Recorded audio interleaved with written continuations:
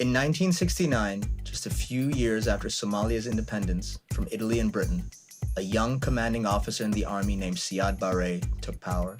Initially, for many Somalis, Barre's arrival was welcomed. The controversial president promised to rebuild the country after centuries of colonialism. The arts, theater, and especially music were one of the most effective ways of achieving decolonization.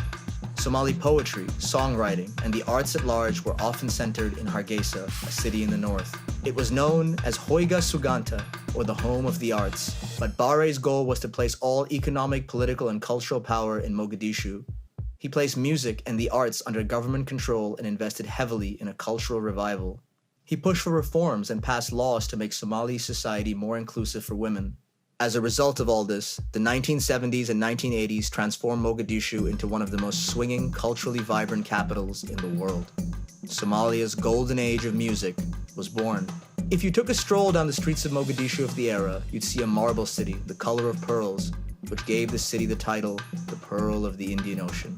You'd see palm tree-lined roads bustling with Fiats and Indian rickshaws, and stunning beaches inviting Indian Ocean waters to its shore. At night, you could stop by the National Theatre. Bands like Waberi would provide unforgettable soundtrack to Somalia's long tradition of theater and playwriting. Or you could stumble into one of the many luxury hotels where the bands of the day performed.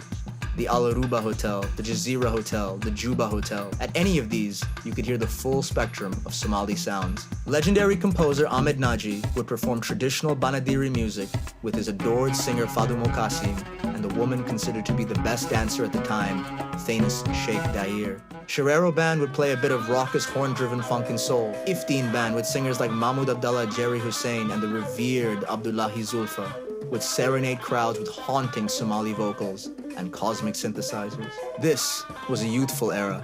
Young singers, musicians, and bands were taking the best aspect of Somalia's historic musical traditions and injecting the most popular global sounds of the day into the country's repertoire.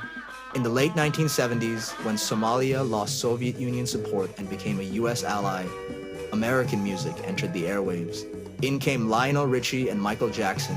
They captured the imagination of Somali youth. By the early 1980s, groups like Durdur Band had arrived. They created a distinctly unique genre and sound that mixed American pop with Somali styles. Abdinur Dalgir is the band's founder. He says the idea was to globalize Somalia's sound. Somali music is set apart from so many music scenes in the world because it was dominated by women. Female singers like Fadu Mokasim, Hibu Nura, Magul, and Nemo Jama were the queens of their art form.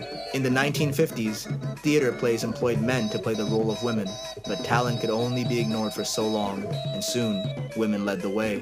Qadr Dahir, one of the legends of her day, says that through music, women became the pride and joy of the public. This incredible music scene that graced Mogadishu for nearly 2 decades began to crumble by the late 1980s because of economic and political instability, largely caused by external forces like the IMF and the global stalemate of the Cold War coming to an end. Musicians fled in numbers. Most now belong to the 1 million strong Somali diaspora in places like Toronto, Minneapolis, Columbus, London, and Dubai. Some musicians blamed their colleagues for not doing enough to keep the country's culture strong while the Civil War raged. But music was still being produced in the diaspora, even if only to be heard by the Somali community. Today, Somali music is making a comeback. Danto is a style of music that was born in the Somali-speaking Ogaden region of Ethiopia.